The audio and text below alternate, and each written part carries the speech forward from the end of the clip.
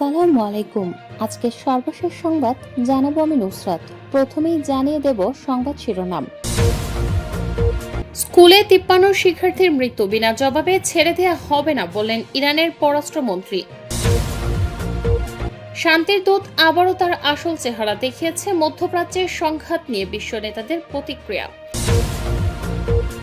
মধ্যপ্রাচ্যের 4 দেশে হামলার কথা স্বীকার করল ইরানের রেভলিউশনারি গার্ড। সর্বশেষ জানাবো, শান্তির দূত ট্রাম্প তার আসল চেহারা দেখিয়েছে বললেন রাশিয়া। শিরোনাম শুনলেন, এবারে বিস্তারিত। স্কুলে 53 শিক্ষার্থীর মৃত্যু বিনা জবাবে ছেড়ে দেওয়া হবে না বললেন ইরানের পররাষ্ট্রমন্ত্রী। দক্ষিণ ইরানের মিনাপ শহরের একটি বালিকা প্রাথমিক বিদ্যালয়ে হামলার ঘটনায় তীব্র প্রতিক্রিয়া জানিয়েছেন ইরানের পররাষ্ট্রমন্ত্রী আব্বাস আরাকচি।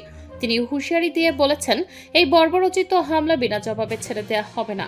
দেশটির সরকারি সংবাদ সংস্থা ইরনা জানিয়েছে, ইসরায়েলি ওই হামলায় নিহত শিক্ষার্থীর সংখ্যা বেড়ে এখন 53 জনে দাঁড়িয়েছে। পররাষ্ট্রমন্ত্রী আরাকচি গভীর শোক প্রকাশ করে বলেন, ওই হামলার শিকার হওয়া প্রত্যেকেই ছিল নিষ্পাপ শিশু। তিনি এই ঘটনাকে ক্ষমার অযোগ্য অপরাধ হিসেবে অভিহিত করেছেন। শান্তির দূত আবারও তার আসল চেহারা দেখিয়েছে, মধ্যপ্রাচ্যের সংঘাত নিয়ে বিশ্ব নেতাদের প্রতিক্রিয়া। ইরানে যুক্তরাষ্ট্র ইসরায়েলের যৌথ হামলার পর এ নিয়ে পাল্টা প্রতিক্রিয়া দেখিয়েছে তেহরান। মধ্যপ্রাচ্যে এই সংঘাতের পর এ নিয়ে প্রতিক্রিয়া পাওয়া গেছে বিশ্বের বিভিন্ন দেশের নেতাদের। রাশিয়ার প্রেসিডেন্ট ভ্লাদিমির পুতিনের ঘনিষ্ঠ মিত্র এবং দেশটির নিরাপত্তা পরিষদের উপপ্রধান দিমিত্রি মেদভেদেভ ইরানের ওপর হামলার ঘটনায় যুক্তরাষ্ট্রের সমালোচনা করে বলেন, শান্তির দূত আবারও তার আসল চেহারা দেখিয়েছে। ইরানের সঙ্গে সব আলোচনা ছিল একটি আড়াল পাত্র, এ নিয়ে কারো কোনো সন্দেহ ছিল না। বাস্তবে কেউ কোনো সমঝোতায় পৌঁছতে চায়নি। স্পেনের প্রধানমন্ত্রী সানচেজ যুক্তরাষ্ট্র ইসরায়েলের তথাকথিত একতরফা সামরিক পদক্ষেপ প্রত্যাখ্যান করেছেন। তিনি বলেন, এটি উত্তেজনা বৃদ্ধি করছে এবং একটি আরও অনিশ্চিত প্রতিকূল বিশ্ব ব্যবস্থার দিকে ঠেলে দিচ্ছে। ইউরোপিয়ান ইউনিয়নের president Ursula von der Leyen মনে করিয়ে দেন যে ইউরোপিয়ানরা ইতোমধ্যে ইরানের হত্যাকারী শাসন ব্যবস্থার বিরুদ্ধে ব্যাপক নিষেধাজ্ঞা আরোপ করেছে।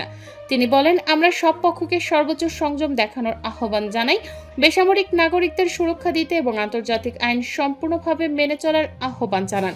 প্রতিক্রিয়া জানিয়েছেন ইতালির প্রধানমন্ত্রী জর্জিয়া মেলোনিও। তিনি ইরানের বেসামরিক জনগণের প্রতি সংহতি প্রকাশ করেছেন। তিনি উত্তেজনা কমাতে মিত্র আঞ্চলিক নেতাদের সঙ্গে আলোচনা করবেন বলেও জানিয়েছেন।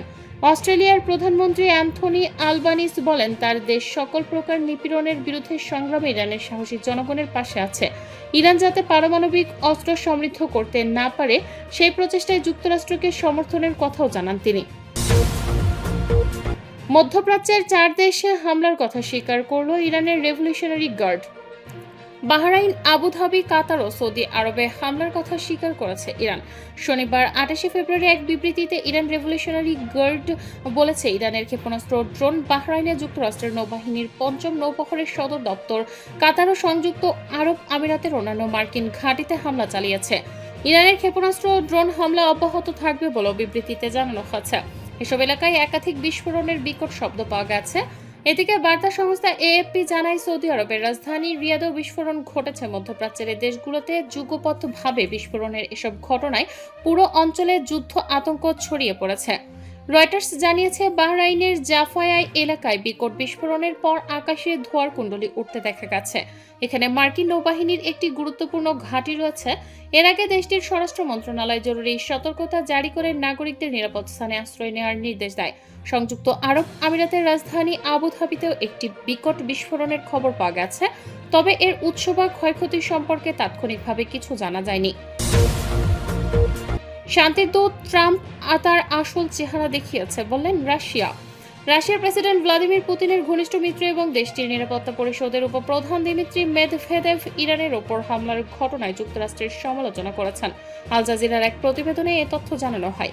তিনি অভিযোগ করেন, সামরিক অভিযান চালানোর আগে ইরানের সঙ্গে যুক্তরাষ্ট্রের পারমাণবিক আলোচনা ছিল কেবল বিষয়টিকে আড়াল করার কৌশল।